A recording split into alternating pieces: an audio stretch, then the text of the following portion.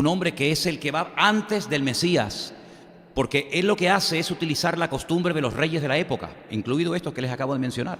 Y es que los reyes, antes de ir a un lugar, los grandes gobernantes o las grandes autoridades, antes de ir a una ciudad de visita, lo que hacían es que mandaban previamente mensajeros para que fueran preparando los caminos, para que fueran quitando las malas hierbas, para que decoraran y pusieran todo bonito. Esto me hacía recordar a cuando vivimos en La Gomera un tiempo. La Gomera, en el tiempo que estuvimos allí, cuando Juan Carlos era rey, anunciaron que iba a venir de visita. Y entonces carreteras que estaban hechas un desastre y muros que estaban medio destruidos, pues comenzaron a pintar y comenzaron a arreglar los caminos y las carreteras, y muchos decían, oye, que venga todos los días, que venga todos los días, porque viene una autoridad como el rey o el papa o lo que sea, y todo lo ponen bonito. Me acuerdo que cuando se hizo la famosa Expo de Sevilla, cogieron a montones de prostitutas y yonkis y personas de mal vivir y los mandaban a otras provincias de España para que cuando llegaran a Sevilla vieran todo limpito y todo ordenado, que no hay delincuencia, no hay drogadictos, no hay, ¿verdad? Y eso es lo que hacían los reyes de la época. Si ellos cuando llegaban a una ciudad, previamente mandaban mensajeros para que fueran preparando los caminos. Y Juan el Bautista, que va a predicar que viene un rey, que viene el Mesías, es lo que dice que en vez de enderezar los caminos, lo que tienen que enderezar son sus vidas.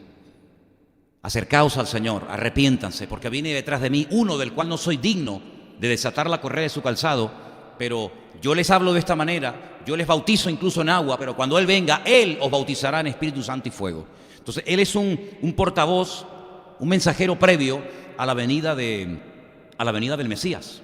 Arreglad vuestras vidas en lo interno, no tanto en lo externo. Y aquí nació el Señor Jesucristo, en esta época de perversión, de corrupción. Una de las cosas que predicaba Juan el Bautista era en contra de Herodes, que le había robado la esposa a su hermano Felipe. ¿Os acordáis? Es decir, Juan el Bautista no se quedaba callado. Yo, analizando últimamente lo que el Señor Jesucristo y Juan predicaban, yo veo que eran muy antipopulares, no eran políticamente correctos, ¿no?, como se suele decir hoy en día, sino que Juan el Bautista decía, es que tú eres un adúltero, tú le has robado la esposa a tu propio hermano y no te es lícito hacer lo que haces. Y bueno, y le costó la vida. ¿Se podía haber callado, sí o no? No, total, ¿qué más me da a mí? Yo he venido a hablar del Mesías, yo he venido a preparar el camino. ¿Para qué me tengo que meter con la autoridad de la época? Pero es que no, eran profetas, eran verdaderos hombres de Dios que decían, da igual a quién fuera, lo que tenían que decir. Fíjate cuando al Señor Jesucristo le llega la invitación del mismo rey Herodes para que vaya a visitarlo. Y le dicen, vayan y díganle a esa zorra, si no lo atiende, no le da un trato preferencial, sino que lo trata como lo que era. Terrible, un hombre perverso. Dice la Biblia que uno de los Herodes no permitía que le hicieran sombra, no permitía que nadie le quitara el puesto, hasta el punto que si tenía que mandar a asesinar a cientos o a miles de niños, lo hacía. Y él fue el que dio el edicto para que mataran a niños en la zona que él gobernaba, menores de 2 años. Yo no sé cuántos mataron, 20, 30, 40, 50, 100, no lo sé, pero lo que está bien claro es que él no tenía ningún tipo de escrúpulos. Hombre, mató a su mujer, mató a sus hijos, no va a matar a los hijos de los demás. Era terrible, era una cosa perversa, una cosa demoníaca en aquellos tiempos, ¿no? Y en este tiempo nació y ministró Juan el Bautista y el mismo Señor Jesucristo también. Pero pensando en todo esto, resulta que hoy, estos días atrás, estaba leyendo la historia de Samuel. A mí me gustan mucho los libros de Samuel. Hay 2, sabéis que está Primera de Samuel y Segunda de Samuel. Y probablemente esta semana yo comience a leer, a título personal, estos 2 libros. Y resulta que el libro comienza hablándonos de un matrimonio que una de sus esposas no puede ser madre, dice la Biblia que es estéril, pero ella va a un lugar que era el que en aquel momento era el punto de referencia al que iba la gente, donde estaba el tabernáculo, después de que entraron en la tierra prometida con Josué a presentar sus sacrificios. Y dice que esta mujer llegó un año, esta mujer llamada Ana, llegó un año y dice que derramó su alma delante del Señor. El sacerdote la tomó por ebria, todos conocemos la historia, ¿no? Le dijo, oye, digiere tu vino. Y dice, no, yo no estoy ebria, yo no estoy borracha. O sea que yo soy una mujer que está derramando su alma delante del Señor. Y dice la Biblia que el Señor oyó su oración. Y al año siguiente dio a luz. Ahora, ella vivía, fíjate que yo pensaba, estudiando esto, que Ana vivía un montón de kilómetros lejos de donde estaba el tabernáculo. No, estaba a 15 kilómetros. Eran tan solo 15 kilómetros, vamos, es que no sé, como de aquí un poquito más de Candelaria o algo así.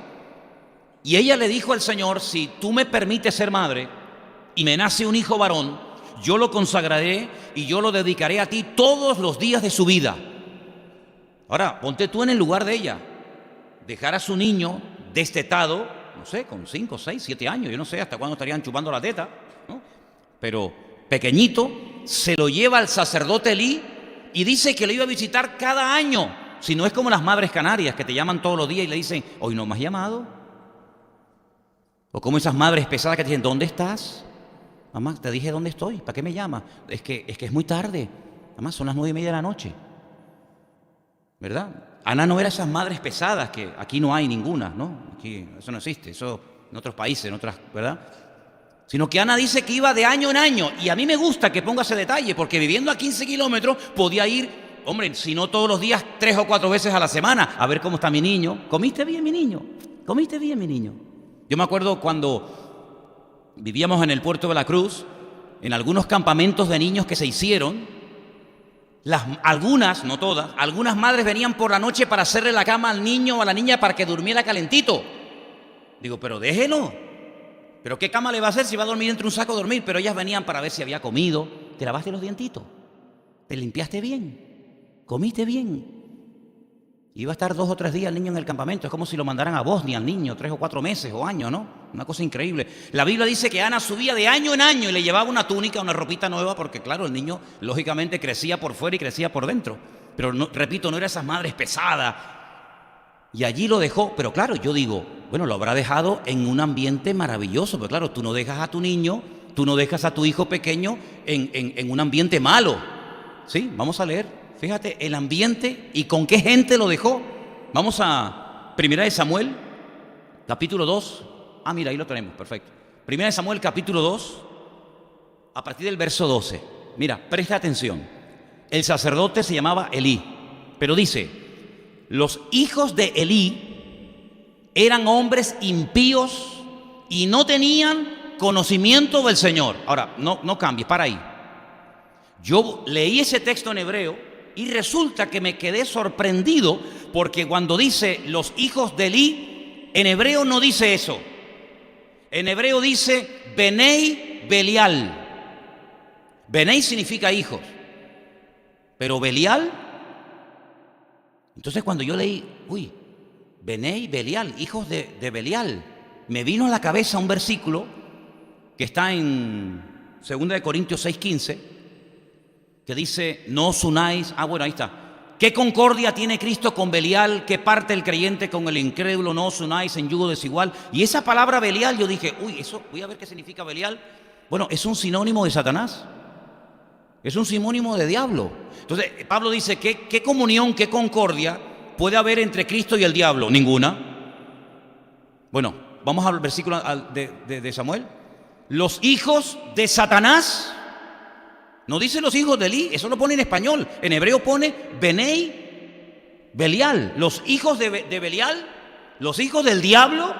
Madre mía, qué fuerte, ¿no? Es que es muy fuerte. Eran hombres impíos. Hombre, claro, ¿cómo no van a ser impíos? No van a ser santos los hijos del diablo, ¿no? No tenían conocimiento de Dios. Es decir, el calificativo que se utiliza es terrible, hermano, terrible. Estos no son hijos de Elí, estos no son ni convertidos, diríamos hoy en día, no tienen conocimiento, estos son hijos del diablo. Eran terribles, pero ¿saben quién los puso ahí? Su padre. El padre los puso.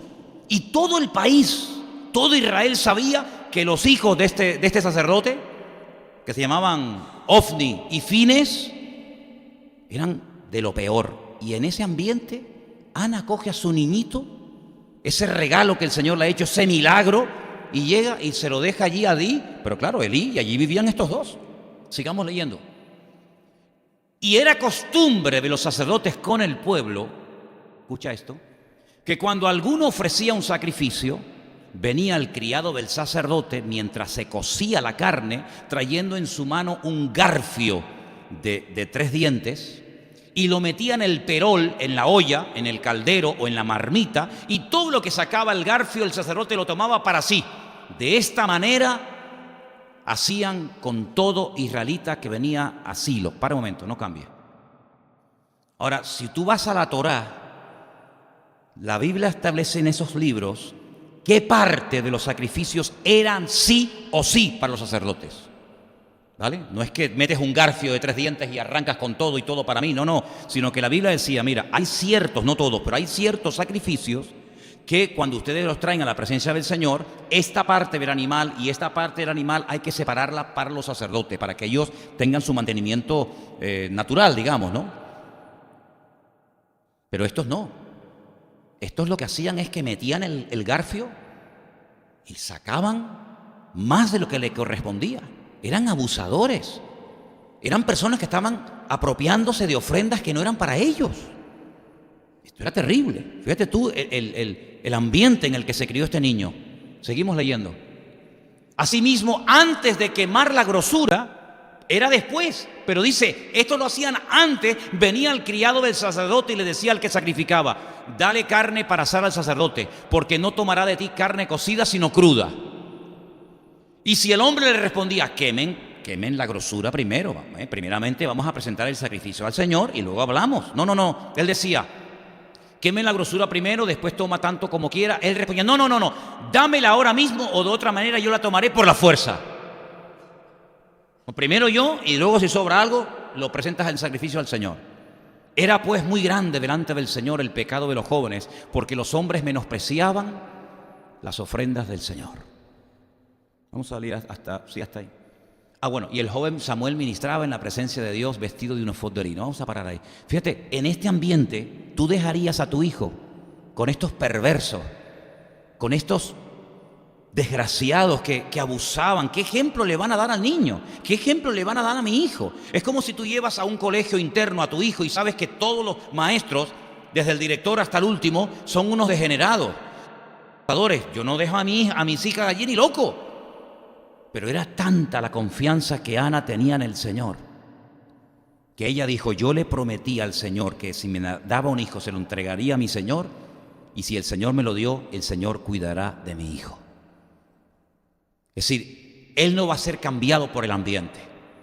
El Señor lo va a cuidar y él va a cambiar en la medida de sus posibilidades el ambiente en el cual se va a criar y en el cual va a vivir durante años. ¿Qué te parece? Una confianza en el Señor tremenda. Más adelante, en ese mismo capítulo, dice que se acostaban con las mujeres que venían a ofrecer sacrificio en el tabernáculo. Pero el texto hebreo es más fuerte todavía.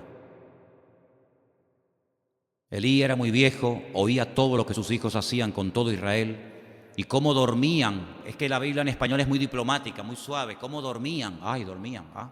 ¿Qué hay de malo que dormir en la puerta del tabernáculo? ¿Y cómo dormían? Ya con mujeres, ya está ahí el plural, pero bueno, dormían, no hacían nada malo, ¿no? Dormían con las mujeres que velaban a la puerta del tabernáculo de reunión. No, es que eso no dice el texto original. El texto original dice que las violaban. Las violaban en la puerta del tabernáculo de reunión. Sí, pero ¿cómo puede ser esto un sacerdote? Y este es un hombre de Dios. Una mujer que viene al tabernáculo a traer una ofrenda al Señor y la viola. Y por la mañana mete el garfio y le arranca la comida y no deja ni que la gente se acerque al Señor. Pero ¿cómo voy yo a dejar a mi hijo en semejante ambiente, con semejante gentuza? Ni loco meto yo a mi hijo ahí, que me lo van a echar a perder. Pero mira, es que esta mujer tenía tanta confianza en el Señor que ella se lo entregó al Señor. Y cuando los padres hemos puesto a nuestros hijos en las manos del Señor, el Señor no nos va a dar mal por bien, sino que el Señor va a cuidarnos mucho mejor de lo que nosotros podríamos hacerlo. ¿Cuántos dicen amén? Claro, esa superprotección de que no hable con este, que no vea a la otra, que no sé qué. No, olvídate. Mira, no andes con malas compañías. ¿Y estos eran buena compañía? Esto era de lo peor. Esto era terrible. Pues mira, yo le prometí al Señor algo y aunque sinceramente no es el mejor ambiente y tendría la excusa de decir, no, hasta que esto no cambie yo allí no aparezco. Hasta que estos dos no mueran o el Señor se los lleve, yo por allí no entro. Ana le dijo al Señor, yo te he prometido entregarte a mi hijo y a mi hijo te lo entrego. Porque la Biblia dice que es mejor no prometer que prometer y no cumplir. ¿Cuántos dicen amén? Es decir, la vida de desorden de Ofni y de Fines, como así se llamaban los hijos de Elí, no van a condicionar lo que yo le prometí a mi Señor. Es decir, el ambiente puede ser terrible. Bueno, ya hemos leído Tiberio César, Herodes, Poncio Pilato, madre mía, gente terrible. Pero ahí el Señor protegió a Juan el Bautista. Ahí el Señor protegió al mismísimo Mesías.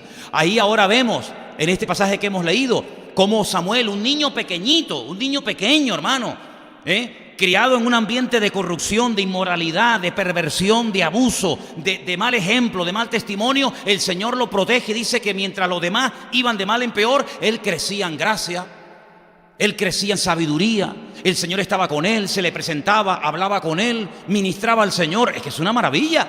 Samuel, miren, crecía, era acepto delante de los ojos de Dios y delante de los ojos de los hombres. Es decir, la recompensa que le dio el Señor a su madre, a Ana, es tremenda. Y esto tiene que ver con la confianza en el Señor. ¿Hasta qué punto confiamos en Dios, hermano? ¿Hasta qué punto creemos que en medio de una sociedad perversa, corrupta, maligna, depravada, el Señor nos puede cuidar? ¿Hasta qué punto? Pues hasta el máximo, porque creemos que nuestro Dios nos puede proteger de lo que conocemos y de lo que ignoramos. Y esto no ha hecho más que empezar. Porque uno dice, Señor, los tiempos de Cristo, sí, fueron de inmoralidad, de corrupción, de abuso de poder, de injusticias, de violencia. Pero es que Él dijo que los últimos tiempos serían iguales que los de Él. Incluso va más atrás y dice, y serían como los tiempos de Noé. ¿Y cómo eran los tiempos de Noé? Peor todavía, hermanos. Pero sin embargo, cuando ponemos nuestra confianza en el Señor nos protege, el Señor nos cuida y el Señor de alguna manera nos da una gracia para poder marcar una diferencia, como así queremos que se llame este mensaje esta tarde, marcando una diferencia en medio de una sociedad corrupta y depravada. ¿Cuántos dicen amén? Podríamos hablar de José, podríamos hablar de tantos personajes, pero quiero llevarles a Daniel, capítulo 1. Daniel, capítulo 1, a partir del versículo 1, encontramos también a otra persona joven, muy joven, con una serie de experiencias traumáticas que podían haber hundido a cualquiera. Ahora hablaremos de ellas. Pero que él tampoco se dejó manipular, sino que él marcó una diferencia hasta el último día de su vida. Pero antes de que leamos esos textos, permítame decirles que hay momentos en la vida en los que nosotros tenemos que tomar la decisión de confiamos o no confiamos en Dios. O va en serio o no va en serio. Ana dijo, yo le prometí al Señor a mi hijo y yo se lo voy a dar a pesar de. Es que lo mismo había hecho Abraham tiempo atrás. Señor, yo no entiendo por qué me lo estás pidiendo. Yo no entiendo por qué no me pides que mate al otro, a Ismael. Yo no entiendo por qué me pides a este, que es el portador de la promesa. Yo no lo entiendo, pero yo te lo voy a sacrificar. Y hermano, en su corazón, Abraham entregó a su hijo delante del Señor, como hizo Ana. Y cuando una persona toma una decisión seria, de compromiso, delante del Señor, Dios honra esa decisión. ¿Cuántos dicen amén? Así que yo no sé cuántos de los que están aquí en su momento dedicaron a sus hijos al Señor. Pero si usted lo hizo, hermana, hermano, tenga la tranquilidad de que esa oración no cayó en saco roto, sino que el Señor los cuida y los va a proteger. Eso no significa de que no vamos a ayudarlos, a aconsejarlos, a asesorarlos, etcétera. Pero hermano, esas oraciones, esas decisiones de decir yo pongo a mis hijos en las manos del Señor. Y mire, tal y como está el panorama, la mejor decisión que podemos tomar los padres, y más cuando son pequeños, es ponerlos cuanto antes en las manos y en la protección del Señor. Porque usted pone a su hijo en esa escuela 4, 5, 6, 7, yo no sé cuántas horas, y usted no sabe lo que le enseñan, usted no sabe en qué ambiente se mueve, con qué palabras, con qué gente. Pero hermano, ovni y fines eran terribles, y sin embargo Ana dijo, yo le prometí al Señor darle a mi hijo, y se lo dio, y el Señor se lo cuidó. Y mira qué hombre de Dios tuvo, nada más y nada menos que Samuel, un hombre de Dios tremendo. Vamos a Daniel, capítulo 1. En el año 3 del reinado de Joacín, rey de Judá, vino Nabucodonosor, rey de Babilonia, a Jerusalén y la sitió. Y dijo el rey a Aspenaz, jefe de los eunucos, que trajese de los hijos de Israel, del linaje real de los príncipes, muchachos en quienes no hubiese tacha alguna, de buen parecer, enseñados en toda sabiduría, sabios en ciencia, en buen entendimiento, idóneos para estar en el palacio del rey, y que se les enseñase las letras y la lengua de los caldeos. Era lo primero que le querían cambiar, era la forma de hablar. Eso es lo primero. Ya después vendrán otros cambios. Son esas micro rupturas que el otro día hablaba, ¿no? Que se fueron produciendo en Cataluña poco a poco hasta llegar a donde llegaron, o hasta donde intentaron llegar. Micro ruptura. ¿Por dónde empezamos? Vamos a cambiarles el lenguaje. ¿Se acuerdan cuando leíamos el otro día a Nehemías? ¿Por qué Nehemías se enfadó y se rasgó las vestiduras y se lanzaba contra las multitudes? Porque dice, ya no saben ni hablar. Me hablan en los idiomas de los pueblos en los cuales se han criado, porque se han casado con mujeres de Asdod, con filisteas, con amorreas, ¿verdad? Y ya no saben hablar, dice Nehemías, el idioma judaico. Ya no pueden leer la Biblia, porque la Biblia solamente estaba escrita en hebreo. Entonces, si ya no lo saben hablar, mucho menos van a saber leer y no van a tener acceso a las Escrituras. Por eso le enfadaba tanto a Nehemías que hubieran perdido su identidad como pueblo, perdiendo el idioma, ¿verdad? Entonces, fíjate qué tremendo. Lo primero que hace Nabucodonosor es decir, bueno, me los llevan al palacio y le cambian las palabras, le enseñan otro idioma. Y por ahí se empieza. Como dijo aquel, primero se empiezan quemando los libros de los autores y después se terminan quemando los autores de los libros, ¿no? Bueno, pues por ahí empieza el cambio, o intentan. Seguimos. Le señaló el rey ración para cada día. Ah, amigo, ahora los quieren también cambiar por dentro, les quieren cambiar la forma de comer, no solamente la forma de hablar. Les señaló ración para cada día. Cuidado, no era una comida mala. No era una comida mala, tenía que ser una comida de categoría, la comida del rey, pero era una comida prohibida. Todo me es lícito, pero no todo conviene. No le estaban dando, perdón la expresión, porquería. No le estaban dando comida caducada, no le estaban dando comida del vertedero. Le estaban dando la comida del rey. Si el rey comía esto, ¿verdad? Y esto también se lo van a dar a estos muchachos. Si no era mala, pero no estaba permitida. Entonces tú dices, bueno, pero esto no está mal. Bueno, no está mal, pero está prohibido por la palabra. No está mal para el mundo, pero delante de Dios esto no está bien. Es como en el Concilio de Jerusalén, una de las medidas que se tomó es qué se puede y qué no se puede comer. Eso está en el Nuevo Testamento, avalado por el Espíritu Santo. Esto dice el Espíritu a la iglesia. Esto se escribe y esto se manda a las congregaciones. Y esto se respetaba, ¿verdad? Entonces no es que fuera mala comida. Entonces, amigo, ahí hay que tomar una decisión. Le señaló una ración para cada día de la provisión de la comida del rey y del vino que él bebía. Fíjate tú el vino que tenía que beber el rey. No iba a ser Don Simón, este de cartón, ¿no? Este de categoría, como aquel que lo servía. Esto tenía que ser un vino, amigo, de categoría. Y que los criase 3 años, poquito a poco. En un año no va a pasar, pero en 3 añitos. Ay, amigo, qué curioso, Jesús tuvo a sus discípulos también 3 años. Para que al fin de ellos se presentasen delante del rey. Es decir, en 3 años hay que desprogramar a estos muchachos y en 3 años ellos tienen que ser diferentes a como son ahora mismo. Vamos a darle tiempo. Vamos a dar tiempo en la comida, en la forma de hablar, tiempo en la comida, en la forma de hablar. En otro pasaje, no sé si lo leeremos ahora o no, les cambiaron el nombre, la identidad del diablo, Belsasar. ¿Cómo? Sí. Tú, Sadrat, Mesat y Abednego. A uno desfigurado, al otro torturado. Nombres terribles. Cuando ellos tenían nombres con un significado bíblico espectacular. Azarías, Misael, ¿verdad? Entre estos estaban, fíjate, Daniel. Es muy bonito el estudio de los nombres en la Biblia. Ananías, Misael, Azarías, de los hijos de Judá. A estos el jefe de los eunucos le puso nombres. Mira, Daniel le cambió el nombre por Belsasar. ¿Te acuerdas? Benei, como vimos ahora, ¿Benei qué? Benei Belial. Ahí está, Belial. Ahí está el diablo por medio. Ananías, Sadrat, Amisael, Mesac, Azarías, Abednego. Abednego era una divinidad que se adoraba allí en Caldea, en Babilonia. Un ídolo, le ponen el nombre del ídolo.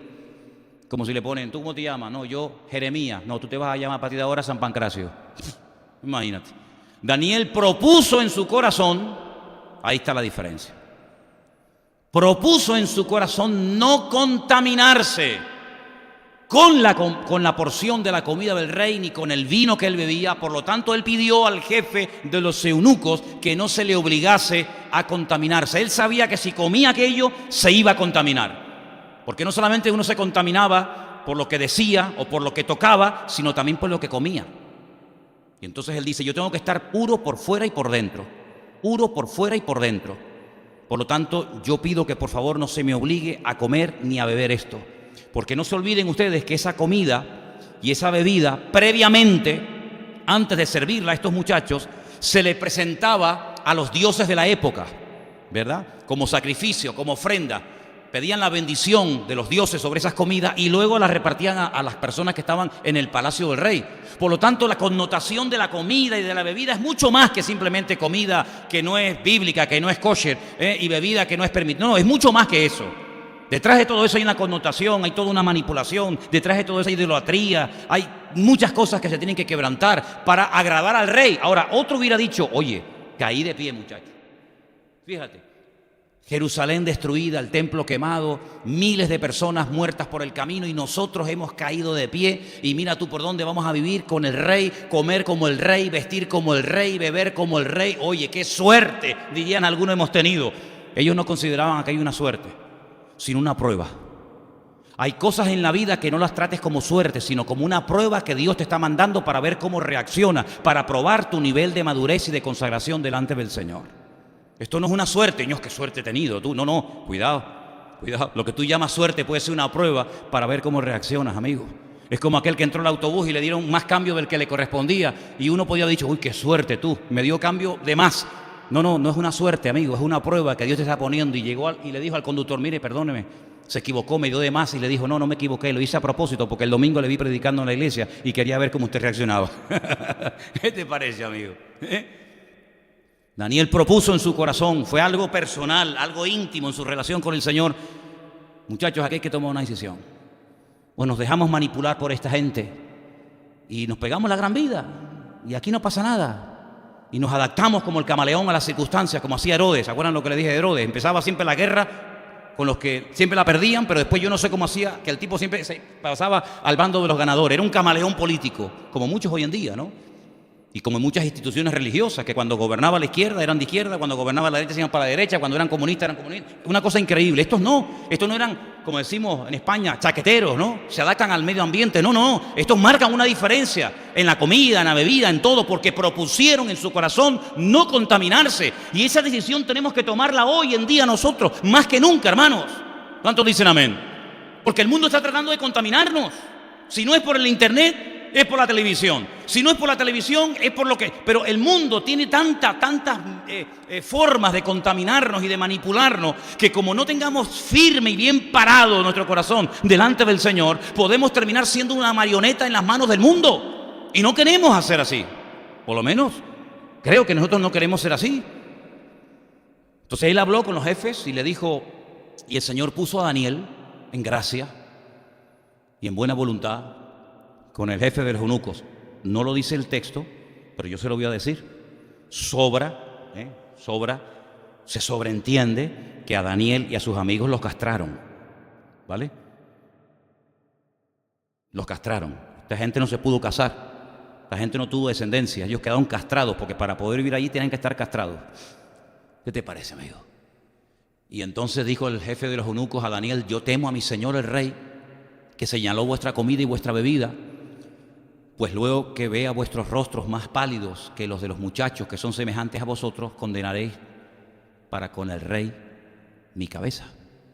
Entonces Daniel le dijo a Melzar, que estaba puesto en el jefe de los eunucos, sobre Daniel, Ananías, Misael y Azarías, te ruego que hagas la prueba. Qué bonito eso, ¿eh? Haz la prueba conmigo. ¿Te atreverías a hablarle así al que te contrató? Haz la prueba conmigo, ponme a mí 10 días a trabajar para que veas cómo yo te rindo más que todos los parásitos que tienes ahí en la empresa. Te ruego que hagas la prueba con tus siervos 10 días y nos des legumbres a comer y agua a beber. Estos eran veganos, ¿no? Hay una que no es por ahí. Bueno, compara luego nuestros rostros con los rostros de los muchachos que comen de la ración de la comida del rey y haz después con tus siervos según como tú veas. Consintió pues con ellos en esto y probó con ellos 10 días. Y al cabo de los 10 días, esto es tremendo, pareció el rostro de ellos mejor y más robusto que el de los otros muchachos que comían de la porción de la comida del rey. Así pues Melzar se llevaba la porción de la comida de ellos y el vino que había. Claro, ahora la pregunta es ¿quién se comía esa comida y quién se la bebía? Eso ya no sé, pero este yo creo que engordó en esos días, el Melzar y les daba legumbres. Paramos ahí. Vimos cómo en una sociedad, en una generación corrupta como la de Juan el Bautista, él marca una diferencia. Él se enfrenta al mismo Herodes. Él denuncia su fornicación y su adulterio, cómo le roba a Felipe, su hermano, la esposa. Esto le cuesta la vida, lo decapitan, le cortan la cabeza, ¿verdad? Vemos que el mismo Señor Jesucristo se crió en medio de un emperador, en medio de un Poncio Pilato, en medio de un Herodes que eran terribles. Perdone, se me escapaba. Es que esos personajes que hemos mencionado, Herodes, Tiberio César, Poncio Pilatos, eran políticos, pero se me pasó algo muy importante. Se me pasó nombrar a estos dos señores, Anás y Caifás. Estos no son romanos, ¿eh? No. Estos son judíos. Estos son Cohen, ¿eh? Estos son levitas. Estos son sacerdotes. Estos no solamente son sacerdotes, sino que son sumos sacerdotes. Ay, amigo. Mira, por ejemplo, este Anás. Déjame que te diga algo. Este Anás era tan terrible que la historia cuenta que se rodeó de un pequeño grupo de jóvenes, discípulos de él, que cuando él salía por las calles, como no quería que lo tocaran. ¿Sabes que hoy en día hay pastores que tú los vas a tocar y no los puedes tocar? A mí me pasó esto en Argentina. Sí. Me llevaron una noche a ver a un predicador y cuando yo terminó el culto lo fui a saludar. Oye, le fui a dar la mano y me tiraron 4 gorilas encima. Me dijeron, no moleste al siervo. Digo, no, si yo no le voy a molestar, yo nada más le voy a saludar. No lo toque. Ni que tenga la lepra tú. No me dejaron que lo tocara.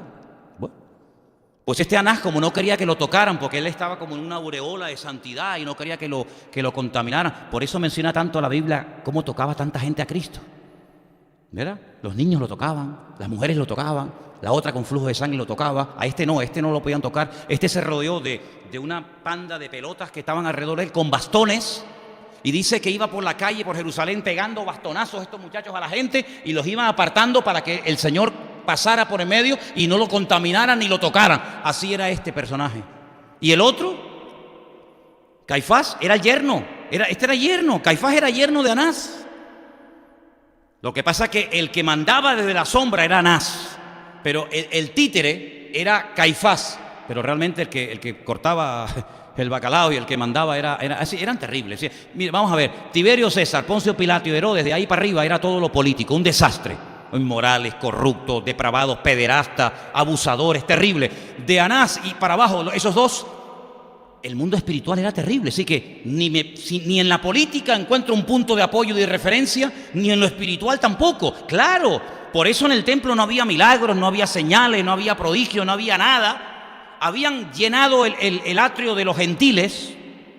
Saben que el templo estaba dividido en muchos atrios, el atrio de la mujer, el atrio de los sacerdotes, habían llenado un atrio enorme con los cambistas, con los shulhanim, que eran los que se ponían en la mesa y cambiaban y le daban dinero a los sacerdotes. Era una corrupción moral y espiritual y política sin precedentes, hermano.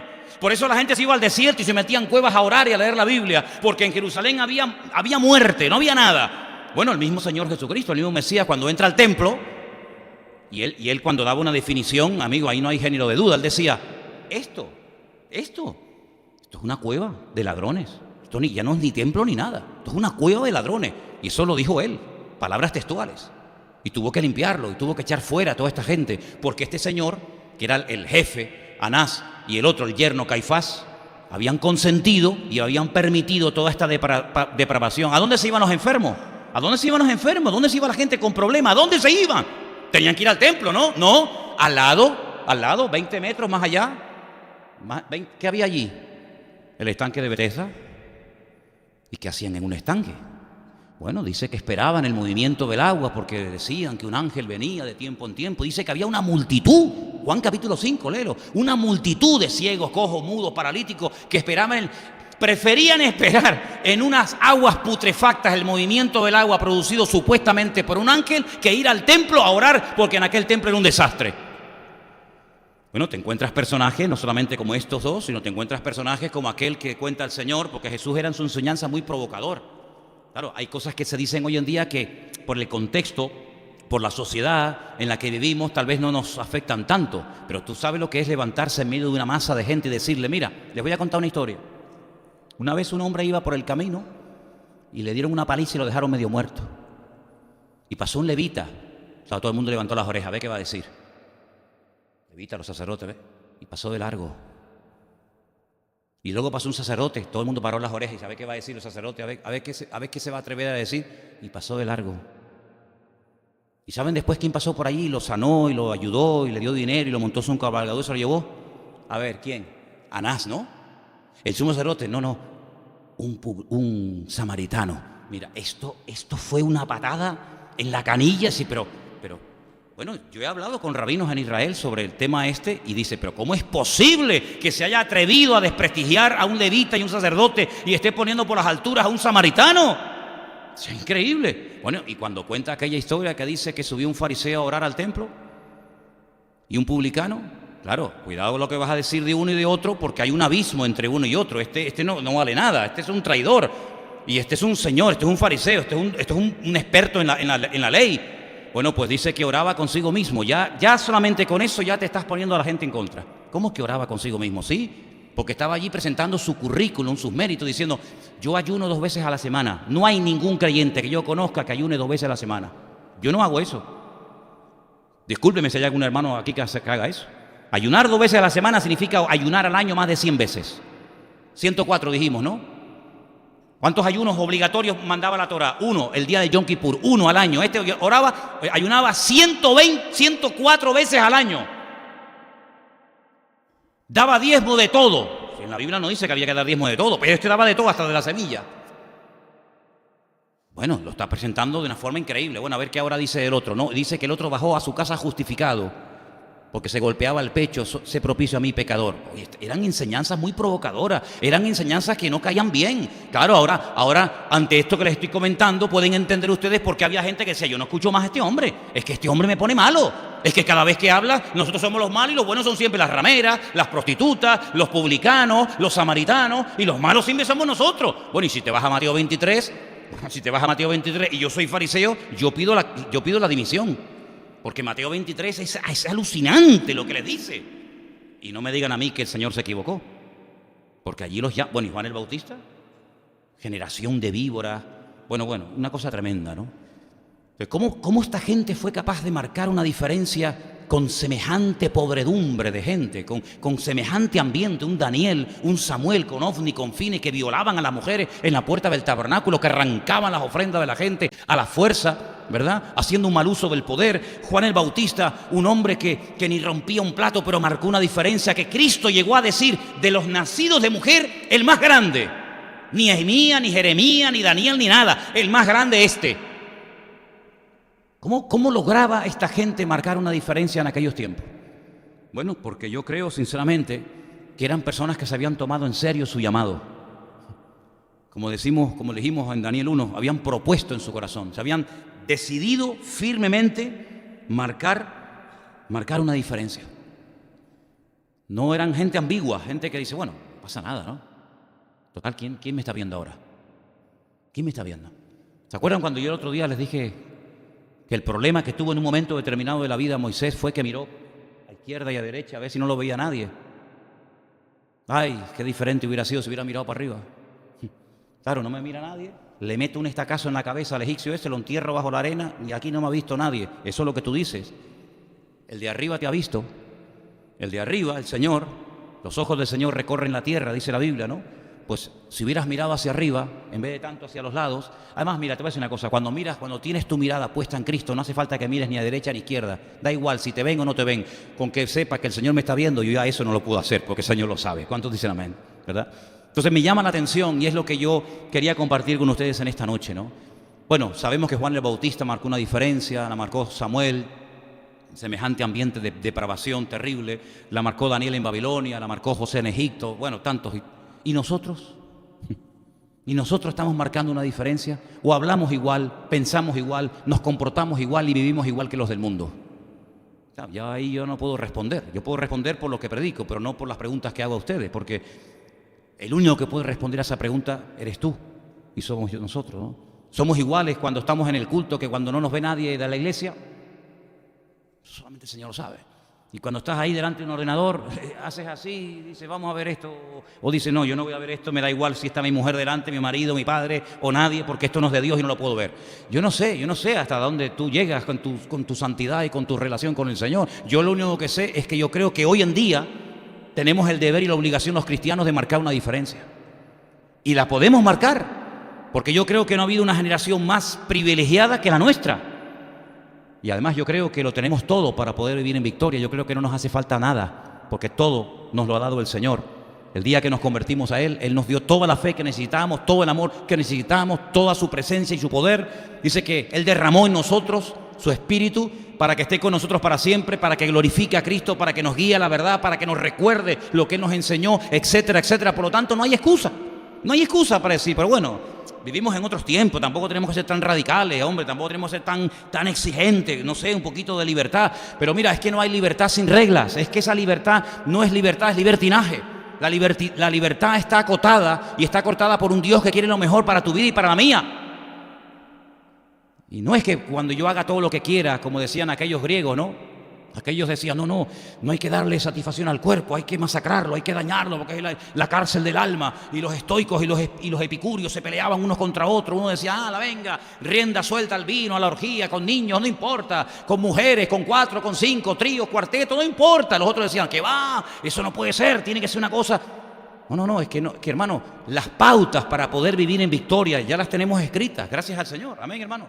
Ya están aquí las pautas, ya tenemos los límites. A mí me gustan mucho las preposiciones en la Biblia. Hay un estudio muy bonito en la Biblia del tema de las preposiciones. Cuando dice desde hasta, ¿no? Eso es buenísimo. Cuando dice, mira, tú vas a entrar en la tierra prometida y desde aquí hasta allí. Y eso es buenísimo, porque dice, bueno, ¿desde dónde? A ver, ¿dónde empiezo? Dice, desde aquí. Vale, ¿hasta dónde? Dice, hasta allí. Ahí pisa, ahí todo esto es tuyo, yo ya te lo entregué. Pero es desde hasta, no te vayas para allá porque ahí no entra ese terreno. Eso es buenísimo, ¿verdad? Cuando vamos a la palabra y encontramos personas que dicen, es que yo no te puedo dar dinero. Hombre, yo soy un predicador famoso, yo soy el predicador más famoso del mundo en este momento. Soy nada más y nada menos que Pedro, el único hombre en la historia que caminó por encima de las aguas. Yo he hablado, yo he visto personalmente a Moisés y a Elías. Hay muchos en Israel que darían lo que fuera por poder hablar con el profeta Elías. Es que él lo vio en el monte Tabor, en la transfiguración, ¿verdad? Y yo he visto milagros y yo he visto al Mesías. Pero dice, pero yo no tengo ni plata, ni tengo oro, yo no tengo nada. Entonces él reconoce su impotencia, él reconoce sus limitaciones. Ese desde hasta, ¿no? Pero tengo otra cosa que yo creo que en este momento te va a ayudar más que si yo te ayudo con una monedita que al fin y al cabo te soluciona el problema temporal, pero mañana vas a estar otra vez aquí pidiendo. Entonces lo bueno es que no te solucionemos el problema de ahora, sino que te solucionemos el problema de por vida. Y eso es lo que quiere hacer el Señor en nuestra vida, hermano. No solamente decir, bueno, mira, vamos a orar para que tu marido ya no te pegue más. ¿Oramos? ¿Te pegó? No, ya no me pega. Pero, ¿se convirtió? No. Ahora de vez en cuando me insulta, pero con amor. No, pero es que eso no es. ¿Tienes hambre? No, toma, vete al bar ahí y dile al muchacho al lado que te dé un bocadillo. Sí, pero es que mañana vas a tener que comer otra vez. O tú comes una vez al mes. Entonces el Señor lo que hace es coger vidas destrozadas y cambiarles la vida, no arreglarles el problema del momento. Cambiarles la vida. Eso es lo que nosotros tenemos que predicar y enseñar y vivir. Que yo quiero que el Señor me arregle la vida, no que me arregle el día, no que me arregle la semana. Que me arregle la vida, y el único que nos puede arreglar la vida, ¿saben quién es? El Señor Jesucristo. ¿Cuántos dicen amén? Porque el mundo está diseñado para vivir de mes en mes. En la Biblia no. En la Biblia se vivía el día a día. Basta a cada día, ¿no dice eso? Basta a cada día su propio afán. En la mentalidad bíblica, la mentalidad de hace 2000 años era el día a día. Hoy comimos, hoy dormimos, mañana Dios dirá. El mundo moderno es de mes en mes. Cobro el sueldo del mes. Cobro ahora en enero, ya en febrero ya veremos, ¿no? Poca gente tiene solucionada todo el año desde el primer día.